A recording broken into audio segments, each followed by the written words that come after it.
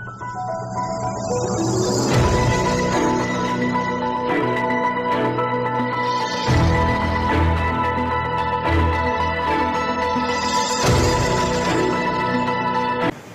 दर्शकों, आप देख रहे हैं एनवी टाइम्स और मैं हूं आपके साथ निवेदिता पहलवानी। तो चलिए नजर डालते हैं आज की सुर्खियों पर।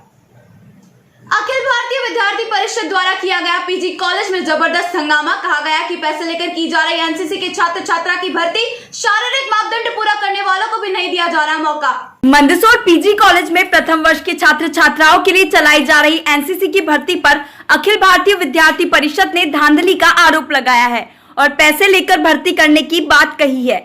अखिल भारतीय विद्यार्थी परिषद द्वारा आज पीजी कॉलेज में हंगामा किया गया और कहा गया कि एनसीसी की भर्ती प्रक्रिया में पैसे लेकर भर्ती दी जा रही है या फिर पारिवारिक संबंधों को देखा जा रहा है।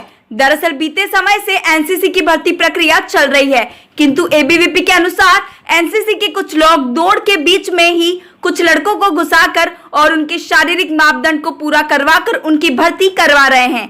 वहीं कुछ विद्यार्थी तो ऐसे भी हैं जो परीक्षा देने ही नहीं आए, किंतु उनका एडमिशन हो चुका है। एबीवीपी ने यह भी आरोप लगाया है कि कैप्टन एकेडमी के लड़कों को ज्यादातर प्राथमिकता दी गई है, लेकिन कुछ ऐसे लड़के हैं जिन्हें सभी मापदंडों पर खरा उतरने के बाद भी एडमिशन नहीं दिया गया। एबीवीपी अब मांग कर रहा है कि जिन बच्चों की परीक्षा ली गई है उनकी उत्तर पुस्तिका दिखाई जाए और एडमिशन होने वाले बच्चों का नाम भी सार्वजनिक किया जाए। एबीवीपी के इन तमाम आरोपों के बाद में एनसीसी के अधिकारी तमाम आरोपों को खारिज कर रहे हैं और कह रहे हैं कि सभी प्रक्रिया को पूरा करने के बाद ही कैंडिडेट्स को लिया गया है। दूसरी ओर एबीवीपी जल्द मांग नहीं मानने पर उग्र आंदोलन की बात कर रहा है।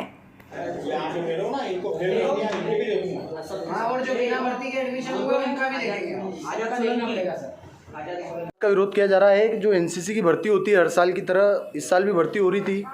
जो एनसीसी के लड़के हैं जो पहले से एनसीसी में हैं वो जो भर्ती कराते हैं उसमें एनसीसी के लड़के रहते हैं, वो कुछ लड़कों को बीच में से राउंड जो रनिंग हो रही थी उसमें से बीच में से लड़कों को लगा के और पास करवा के और उनके एडमिशन करवा रहे हैं। और जो लड़के परिश्रम कर रहे हैं, जिन लड़कों ने पूरी रनिंग की है और पूरी चिनअप वगैरह सारी प्रक्रिया की है भर्ती की, उन लड़कों के एडमिशन नहीं हो रहे हैं।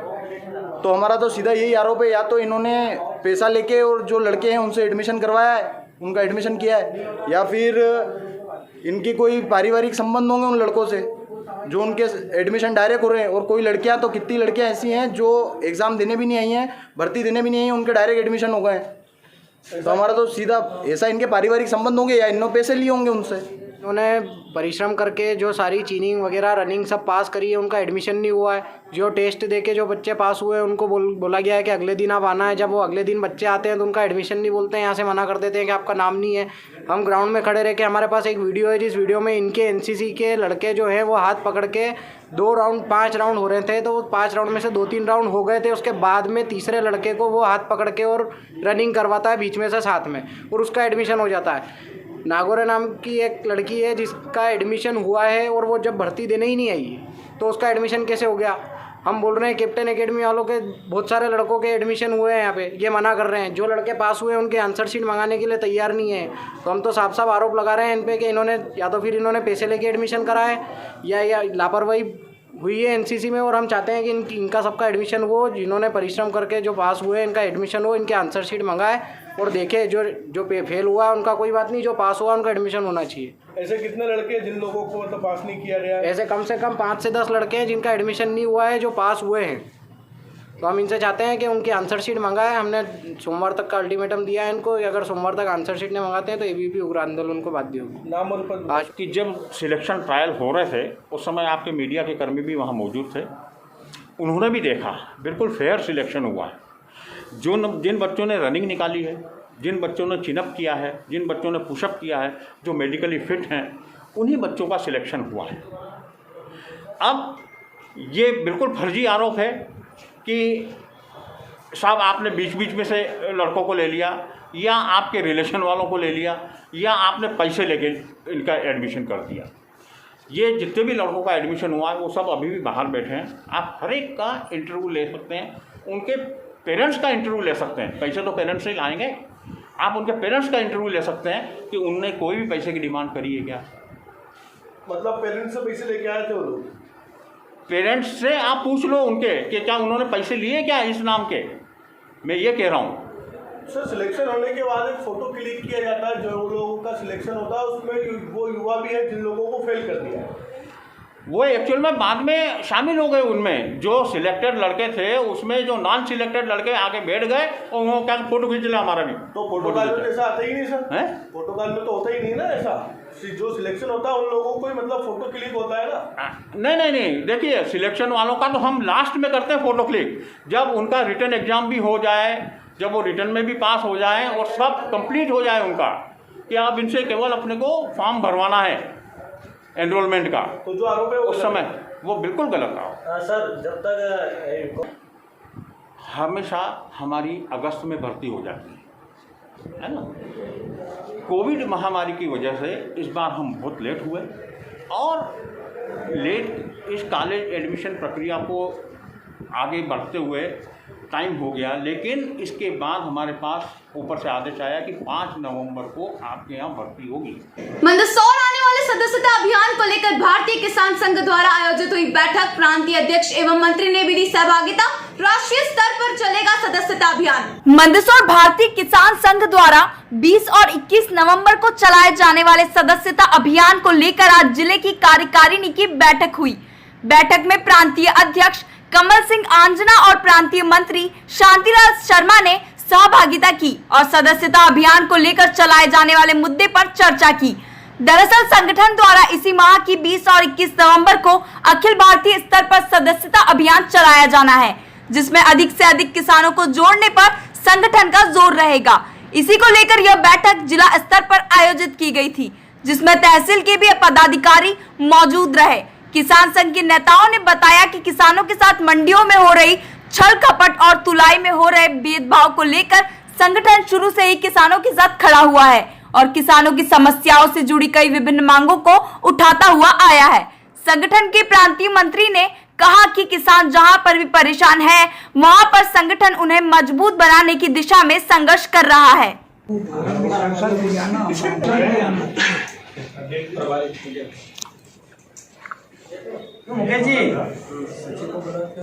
उपज मंडी मंदसौर की विभिन्न समस्याएं, जैसे तोल नहीं होना और कोविड-19 के नाम पर सिर्फ वाहनों में तोल होना और वाहनों के अलावा कुछ टोकन पद्धति चालू करी है। मंडी एक्ट के नियमों को ताक में रखकर जो बात कही जा रही है और किसानों के साथ जो छल कपट और तुलाई में बहुत सारी ढिलाई हो रही है, समय पर तुलाई नहीं हो रही, ऐसी विभिन्न समस्याओं को लेकर आज भारतीय किसान संघ की जिले की बैठक आहूत की गई है, जिसमें प्रांत के अध्यक्ष कमल सिंह जी आंजना एवं प्रांतीय मंत्री श्री शांतिलाल जी शर्मा एवं जिले की पूरी टीम तहसील अध्यक्ष सहित यहाँ बैठी है, जिसमें हमारी सदस्यता को लेकर भी चर्चा हुई एवं मंडी की समस्या को लेकर भी यहाँ चर्चा अभी चल रही है, जिसमें जो भी निर्णय होगा वो भी मंडी सचिव से बात करके आगे की रूपरेखा बिल्कुल ये तय किया जाएगा कि किसानों के साथ कोई छलावा नहीं हो और विधि सम्मत जो पूर्ववत नीलामी हो रही थी ढेरी लगाकर और जो छोटे बड़े किसानों में कोई अंतर नहीं रहे, सबको समान रूप से देखा जाए, ऐसी समस्याओं का समाधान करके यहाँ पर नीलामी वापस जैसी पहले चलती थी वैसी चले, इसी बातों को लेकर हम लोग बैठे हैं। के लिए हमारी सदस्यता होने वाली है अखिल भारतीय स्तर पर, उसके लिए बैठक है और कुछ समस्याएं हैं कृषि उपज मंडी संबंधित भी है और पूरे क्षेत्र में जिले में अधिकतम सदस्यता हम कैसे कर पाएँ उसी को लेकर के विशेष करके बैठक है। लगातार देखने में आ रहा है किसानों के साथ धोखा भी हो रहा है मंडियों में, उनके साथ में क्या मांग जहाँ प्रभार है अभी तो वहाँ थोड़ी समस्या आ रही है, जहाँ किसान थोड़ा कमज़ोर हुआ है तो वहाँ दिक्कत आ रही है, उसके लिए हम संघर्ष कर रहे हैं। जहाँ भी ऐसी कोई समस्या आ रही है, ध्यान में आ रही है, वहाँ हर जगह पूरे प्रांत भर में ये ऐसी स्थिति आती है तो किसान संघ हमेशा उसके लिए संघर्ष करता है। उसको ठीक करना, उसको भी ठीक करने का प्रयास किसान संघ हमेशा से करता रहा है और करता है। स्वर्गीय कुंज बिहारी दुबेला की स्मृति में हो रही राज्य स्तरीय हॉकी प्रतियोगिता, आज सुबह हुए मैच में मंदसौर ने आगर को दी 8-0 से शिकस्त। मंदसौर खिलाड़ियों की खेल भावना का सम्मान करते हुए आज स्वर्गीय कुंज बिहारी दुबेला जी की स्मृति में राज्य स्तरीय हॉकी प्रतियोगिता का आयोजन किया जा रहा है। 2 दिवसीय आयोजन में 2 संभागों की 8 टीमों ने भागीदारी करी है, जिसमें उज्जैन संभाग के सभी जिलों की हॉकी टीमें शामिल है और साथ ही इंदौर संभाग की भी टीम शामिल हुई है। प्रतियोगिता में आज हुए मैच में मंदसौर ने आगर को 8-0 से शिकस्त दी है, जिसके बाद वर्तमान में रतलाम और शाजापुर का मैच चल रहा है। साथ ही शाम को भी 2 मैच होने हैं, जिसमें इंदौर और उज्जैन आमने सामने होंगे। उसके बाद मंदसौर और देवास की टीमें एक दूसरे से मुकाबला करेगी। स्वर्गीय कुंज बिहारी जी करीब 1 दशक तक मंदसौर के हॉकी खिलाड़ी रहे हैं। उन्होंने काफी लंबे समय तक खेल की गतिविधियों को बढ़ाने में योगदान दिया। आज उनके पौत्र विनय दुबेला बताते हैं कि मंदसौर में राष्ट्रीय और अंतर्राष्ट्रीय स्तर का मैदान है, जिसे मध्य प्रदेश और भारत सरकार ने खिलाड़ियों की खेल भावना को ध्यान में रखते हुए दिया है। वहीं सांसद ने भी स्वर्गीय कुंज बिहारी दुबेला के कार्यों को सराहा और कहा कि उन्होंने पूरा जीवन हॉकी में समर्पित किया है। सांसद ने बताया कि हम छोटे से बड़े उनके सामने हुए हैं जब वे खिलाड़ियों को तैयार किया करते थे। सांसद ने कहा कि संसदीय क्षेत्र में हर तरह के खेल को गति मिल रही है।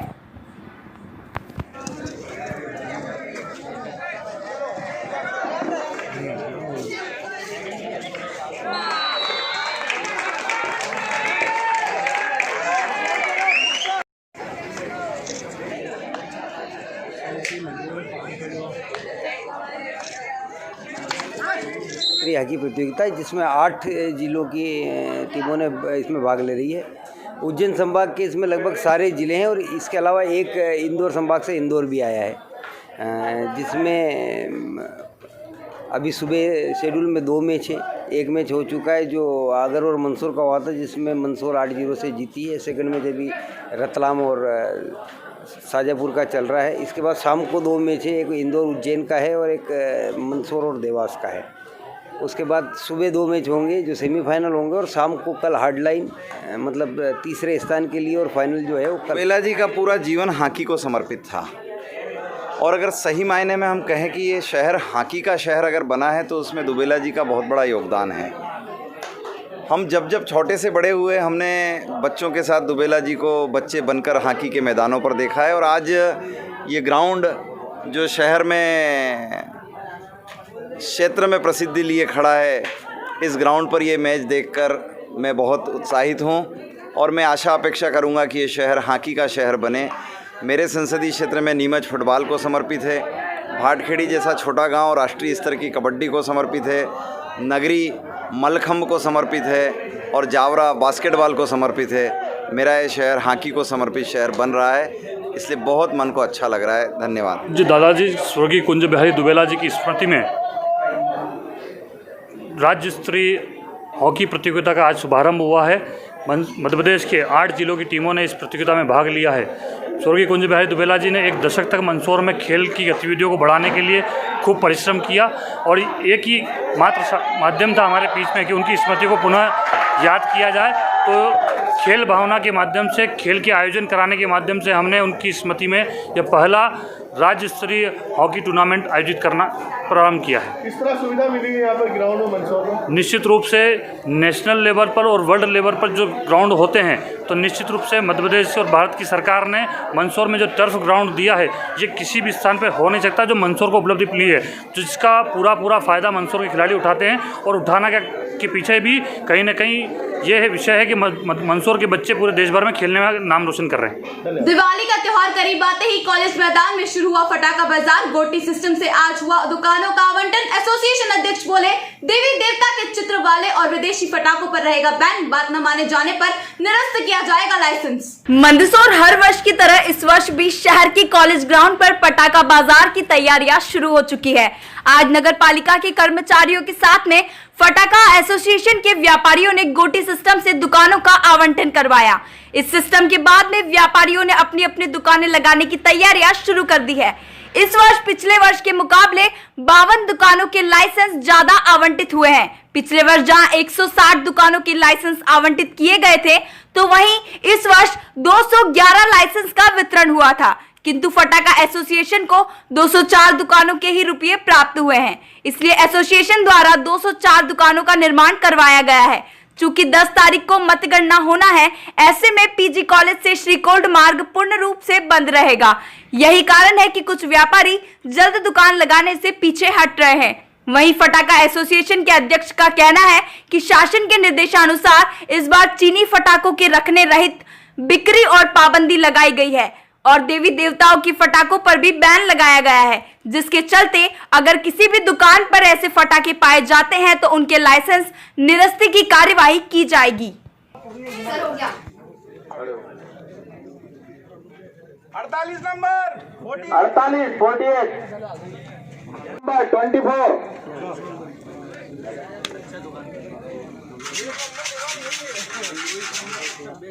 अरविंद